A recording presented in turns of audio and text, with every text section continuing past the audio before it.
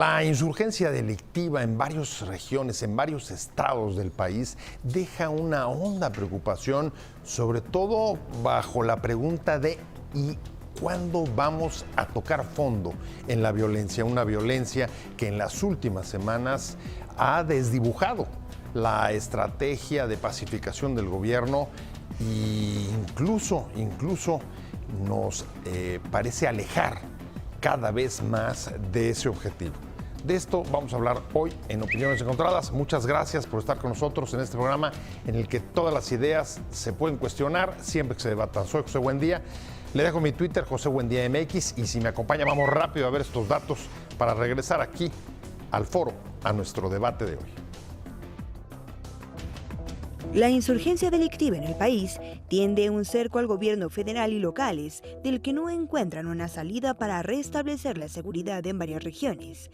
A pesar de la numeralia oficial sobre la baja de delitos, la capacidad de fuego del crimen organizado desdibuja esfuerzos para recuperar la paz e internacionalizar las fallas de su estrategia.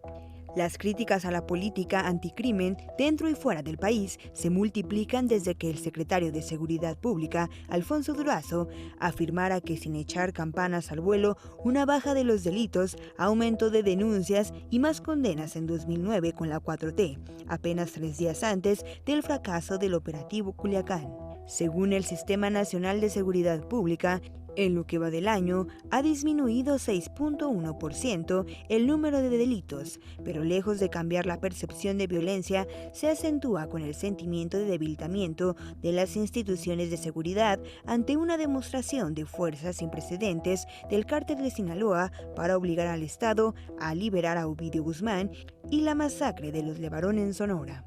Los hechos de violencia, quemas de transporte público y enfrentamientos entre bandas que suceden en Chihuahua, Guerrero, Michoacán y Guanajuato, sin una perspectiva clara de la inseguridad, haya tocado fondo a pesar de los resultados presentados por el gobierno respecto a la contención de los delitos. El gobierno de Estados Unidos ha ofrecido ayuda al mexicano para enfrentar a los cárteles de la droga que el presidente López Obrador rechazó por considerarlo un asunto de soberanía nacional, aunque descartó una política injerencista de su homólogo estadounidense Donald Trump.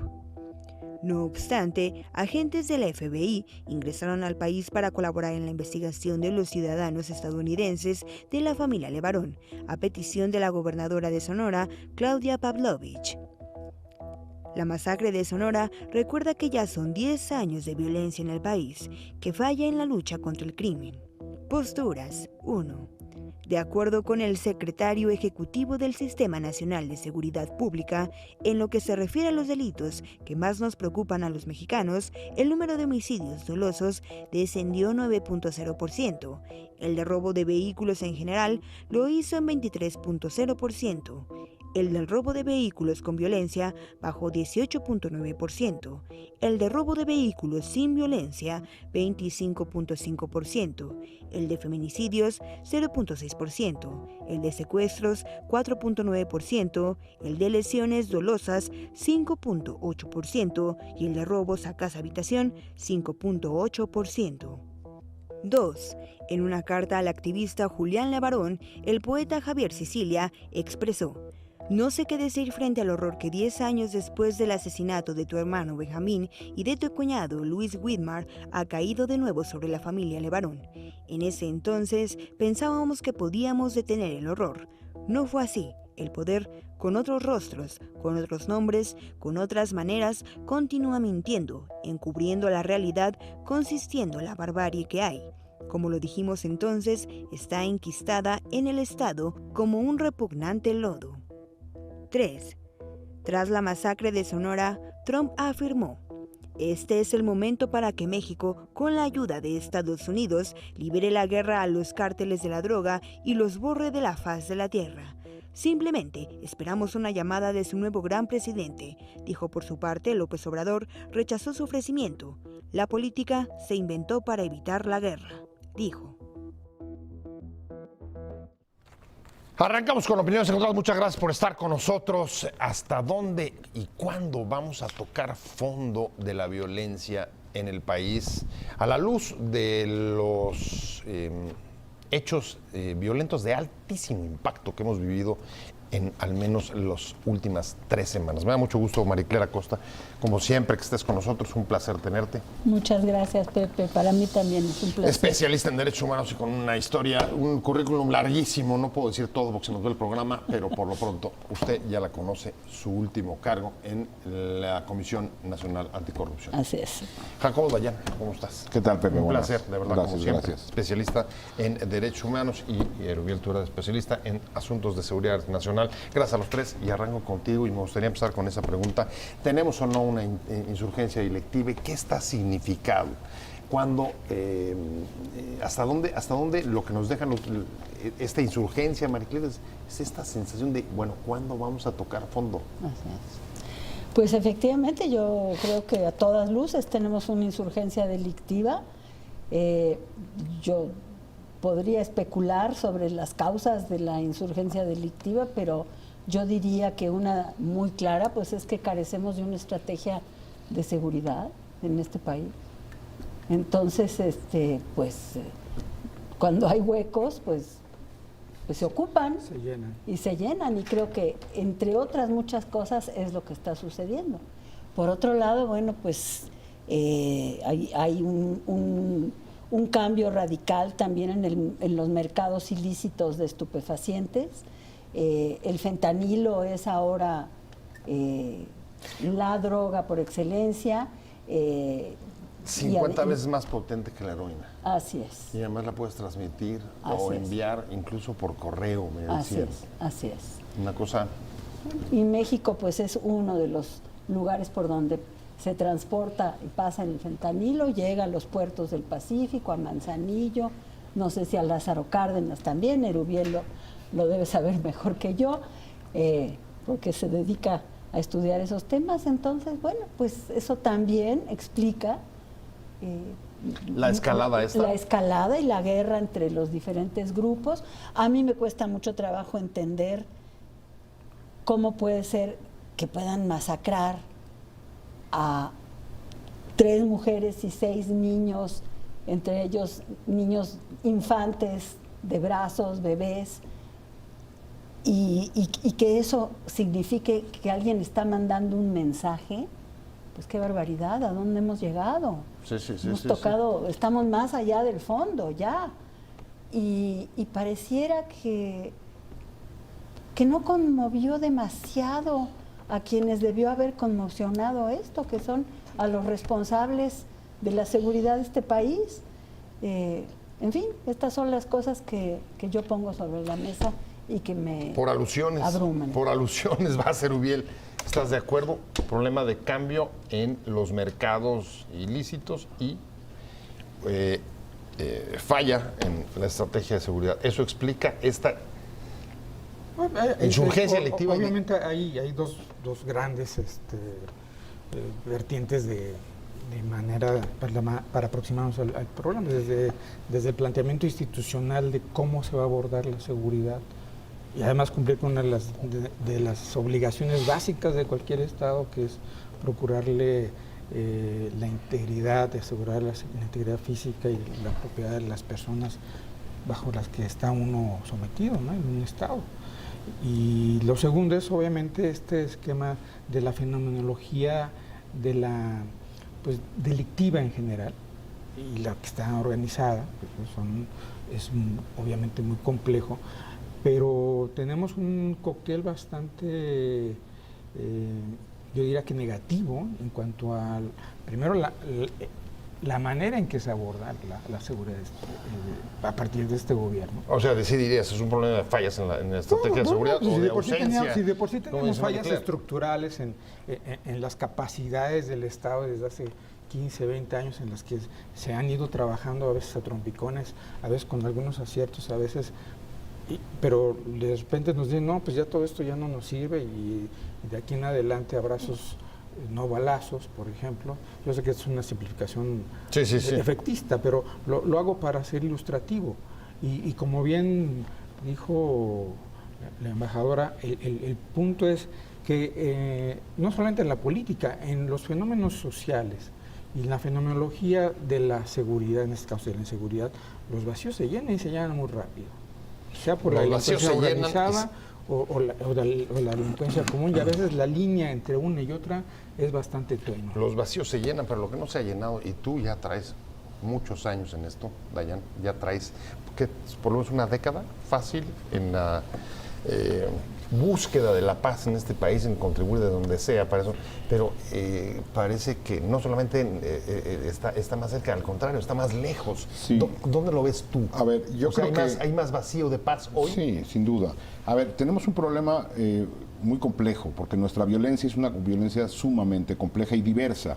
Es decir, a estos fenómenos de mercados que ya muy bien decía Marie Claire, habría que sumar, por ejemplo, y esa es la tesis incluso de los Levarón. O sea, el día de la masacre yo hablé con Julián Levarón, es cercano al Movimiento por la Paz, él era el abanderado del Movimiento por la Paz, con Justicia y Dignidad, aquel movimiento encabezado por Javier Sicilia. Sí. Y la tesis de la familia, o de la comunidad Levarón, es que la violencia viene, los únicos amenazas que recibieron días anteriores a la masacre, sí, es de grupos de huachicoleros.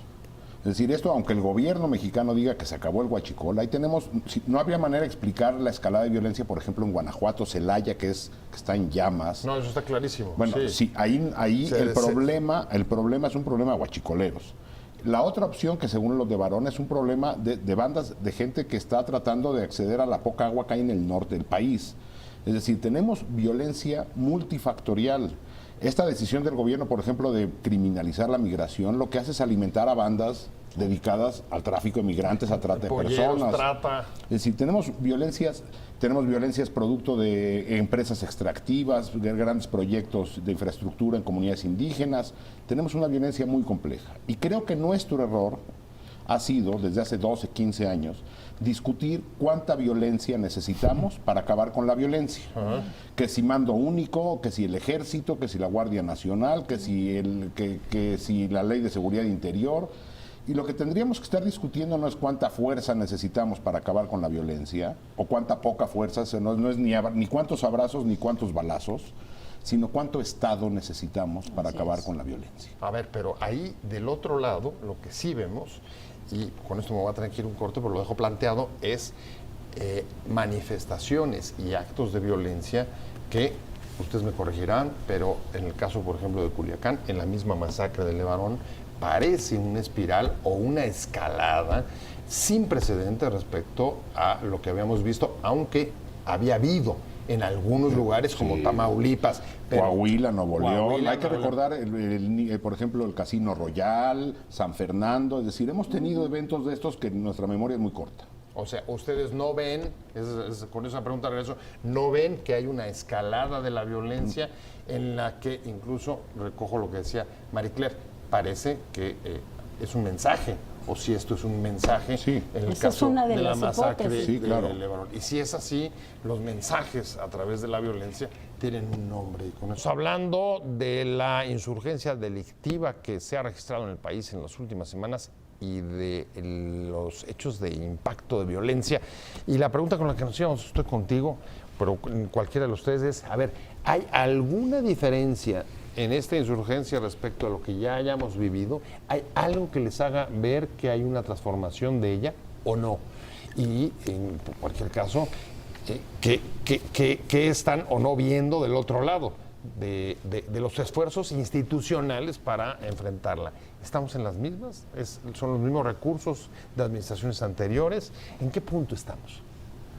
Bueno, yo creo que hay algo diferente, y es que tenemos al FBI en México. Entró por Piedras Negras, 50, hasta donde sabemos, seguro. ayer, ¿no? Ayer o hoy. Y entiendo también, yo no sé, pero si te lees el Wall Street Journal y el New York Times, sobre todo el editorial del Wall Street Journal, pues ya están hablando de que hay que intervenir. Y este gobierno está diciendo, bueno, lo vamos a tratar de arreglar entre nosotros, tal y tal, pero yo creo que todo está puesto, de verdad. Además hay una campaña electoral que va a iniciar en Estados Unidos.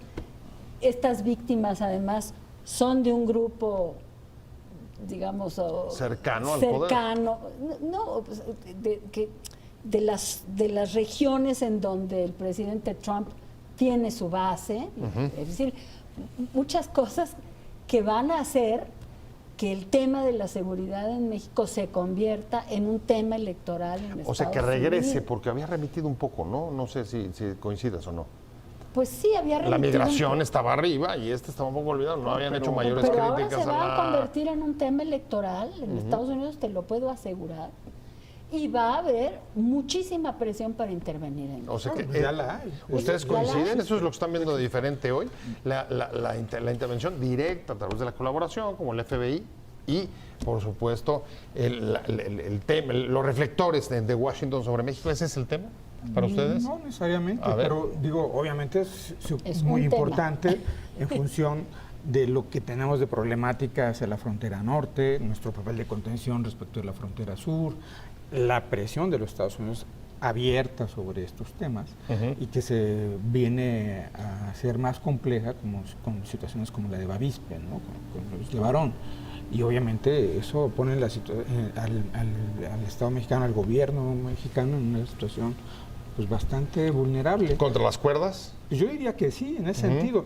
Yo quisiera volver a tu reflexión anterior de que si esto es nuevo, no es nuevo, hay una insurgencia, un escalado, ¿no? Debemos empezar, yo creo, por decir que la frecuencia con la que estamos siendo sometidos como población, como sociedad, a estos incidentes macros de violencia, a mí sí me parece en ese sentido nuevo. O sea, tú sí ves una escalada sí. respecto, aunque haya habido cosas que asemejen a lo que hicieron en cuanto a Zetas, frecuencia, etcétera. porque la violencia y la brutalidad está instalada en nuestro país desde hace cuando menos 15, 18 años. Y con aportaciones tanto del Estado mexicano, del gobierno, como de los grupos criminales. Pero la violencia ahí está.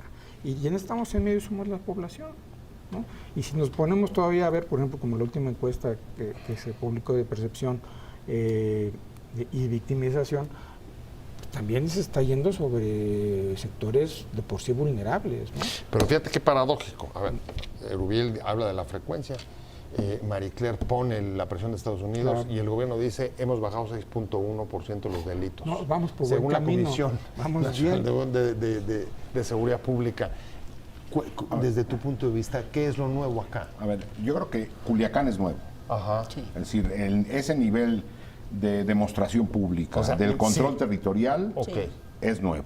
No quiere decir que nunca grupos criminales hayan tenido el control. O sea, los Zetas tenían el control de Coahuila, Nuevo León, Tamaulipas, Veracruz. Igual, bueno, no había esta demostración pública. Yo creo que así habrá presión de los Estados Unidos, pero Estados Unidos no va a venir a resolver nuestro problema de impunidad, va a venir a resolver casos particulares. Y va a encontrar, y ya lo ha dicho, por ejemplo, Alfonso Durazo, que ya detuvieron a 3. Si agarran a los 3 pistoleros o a los 3 que incendiaron, no resuelven nada.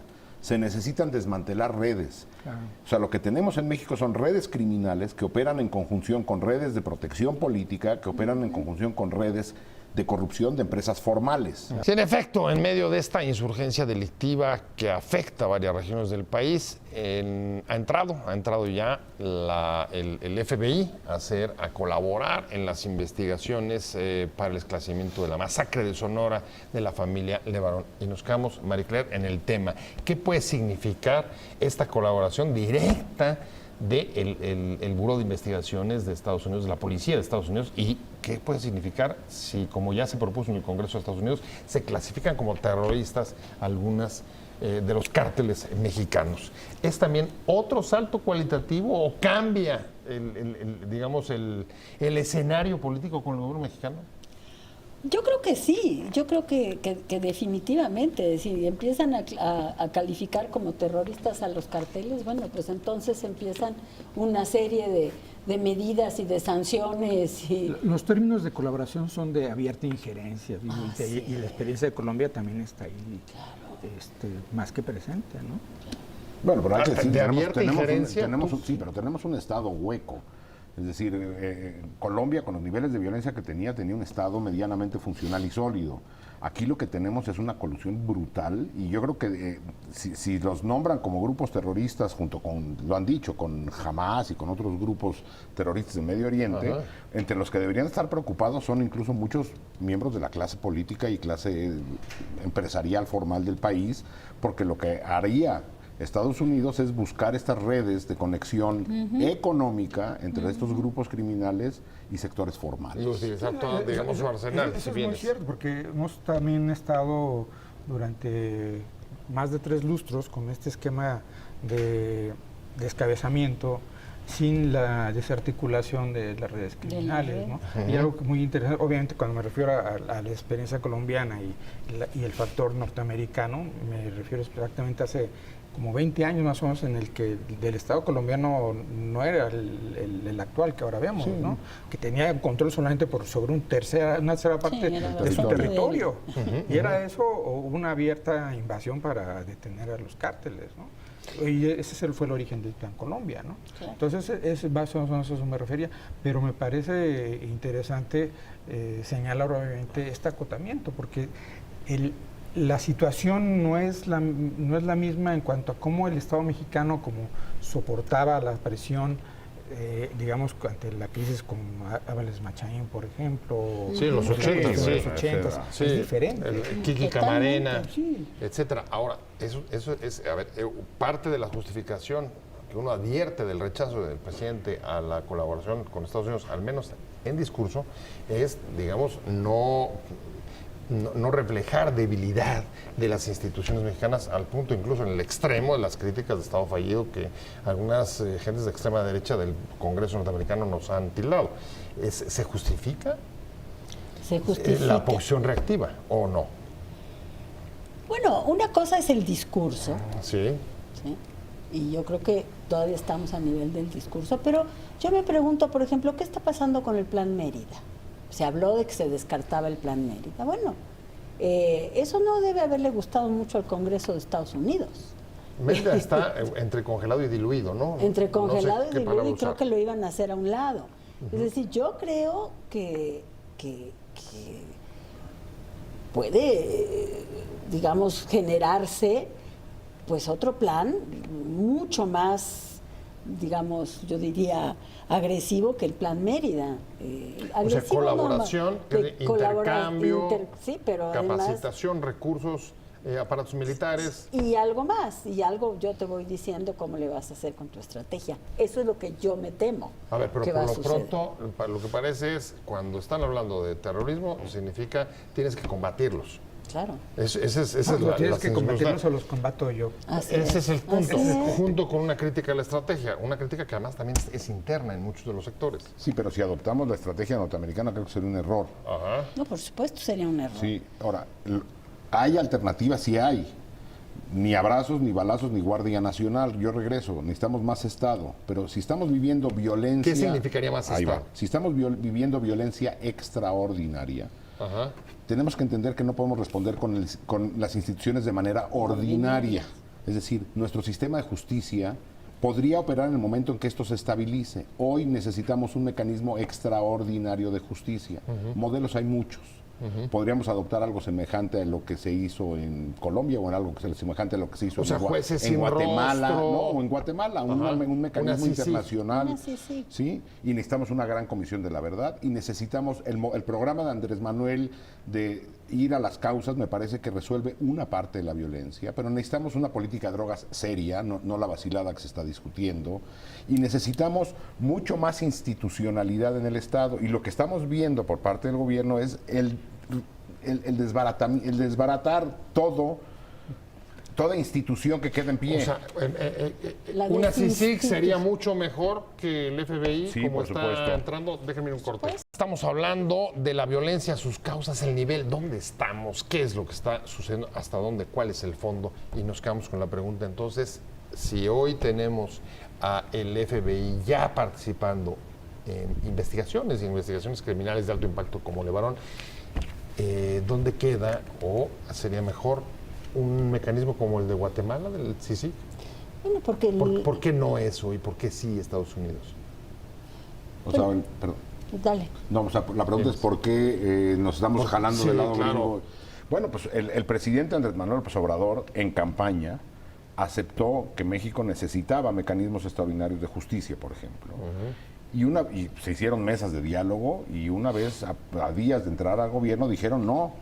vamos con esta. Aquellos foros de paz. Y el grande, ¿no?, que se hizo en Tlatelolco, con más de 1000 víctimas, donde el presidente dijo la agenda deja de estar en manos de Alfonso Durazo, pasa a Gobernación, y hoy pues Gobernación, pues, no sabemos qué pasa. A ver, digo, si estamos hablando de víctimas, la SEAP tiene 5 meses sin titular. Es evidente que no les preocupa el tema. La comisión de búsqueda, que según el presidente es la prioridad número 1 de su gobierno, tiene 43 personas y no tiene presupuesto. Seguimos desde hace año y medio sin saber cuántos desaparecidos hay en México. Es decir, la comisión de búsqueda no sabe ni a quién busca ni a cuántos. Y se focaliza coyunturalmente con el asunto de Ayotzinapa, ¿no? Es decir, esta agenda, que es la agenda de paz, los diálogos se llamaron Foro de Paz, Justicia. ¿Por qué olvidó, en todo caso? ¿Por qué quedó eso relegado, Maricler? Yo creo que... ¿Y a favor de quién? Porque... Pues de la Guardia Nacional. Yo creo que nunca estuvo realmente en su agenda. Es decir, sí habló mucho de paz y de los foros de paz y todo, pero si tú recuerdas, los foros de paz eran, bueno, les vamos a dar becas, vamos a meter mucho dinero a sus comunidades o a sus territorios y por favor perdonen, volteen la página. Vamos para adelante. Y miren para adelante. Y bueno, eso evidentemente fracasó, pero no había una agenda alternativa para eso. Y bueno, yo recuerdo el foro al que hizo referencia Jacobo en Tlatelolco con las víctimas. La respuesta del presidente fue una respuesta improvisada.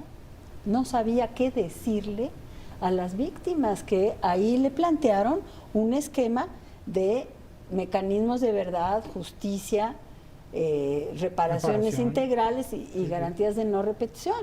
Él lo que les prometió fue becas para sus hijos. Y alguien en el público dijo, pero nuestros hijos están desaparecidos. Es decir, no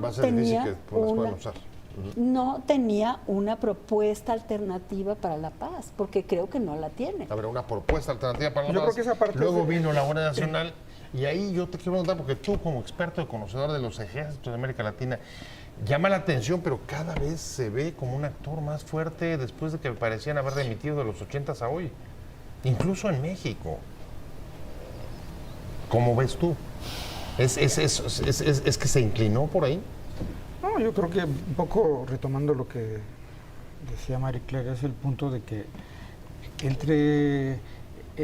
no es que sea desconocimiento del gobernante, siempre no quiso entrarle, ¿no?